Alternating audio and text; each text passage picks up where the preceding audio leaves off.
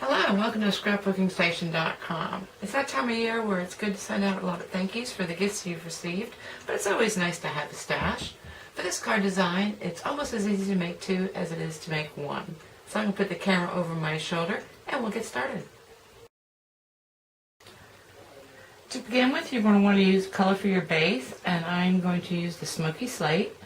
So I have a sheet of 8.5 by 11, and I'm going to cut it at 5.5 and then score it 4 1/4. So I've created two of my base.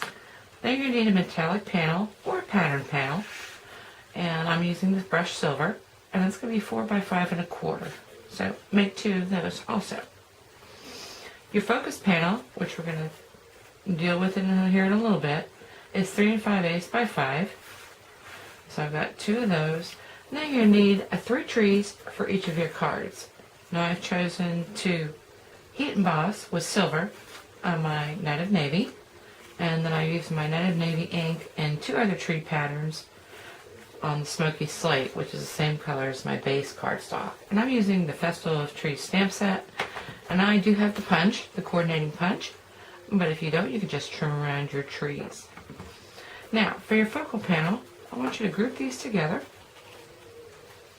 and then get a large pair of scissors, and right about the middle, you want to kind of create the illusion of hills. So I'm just going to very smoothly come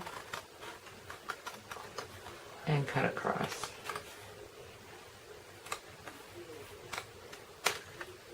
And so I've created 2 pairs of sky and ground. Now, I'm going to take the 2 tops, and you can switch one around if you wanted to, because they're going to pair up exactly, and we're going to leave about 1/8 of an inch on this card design. But then you're going to take an embossing folder, and I'm using the decorative dots, and I'm going to take each of these 2 pieces in the direction that I want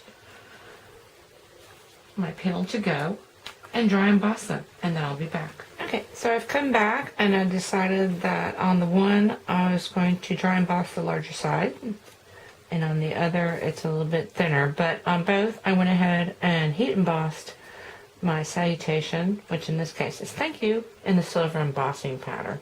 So now we're ready to assemble. So grab a card base and your metallic panel and center that on your card front. Once you've got that metallic panel on there, now you're going to want to position this focus panel. And so I have measured it so that you can leave about 1/8 of an inch in between them, and you want to leave about 1/8 of an inch in between them. So center around the sides. Depending on what dry embossing folder you use, this is going to be just a little bit shorter than the flat piece. So let me get that on there. Okay, last thing on the card front is I want to position my trees. And so I've got 3 different trees. I've got 2 that are stamped, which I'm going to put something like this straight onto the cardstock. And then the one that has been heat embossed, I'm going to raise up on dimensionals. So pretty quickly, you've got 2 finished, very elegant thank you cards. And because of the pattern for the trees I've chose, not at all Christmassy, if anything, nighttime and wintery. So really nice look. And on the inside of my cards, I just chose to stamp in the Night of Navy ink, so there's plenty of room to put my thank you message. Anyway, I actually have this available on my Etsy shop as a finished card, and so you're welcome to look at that.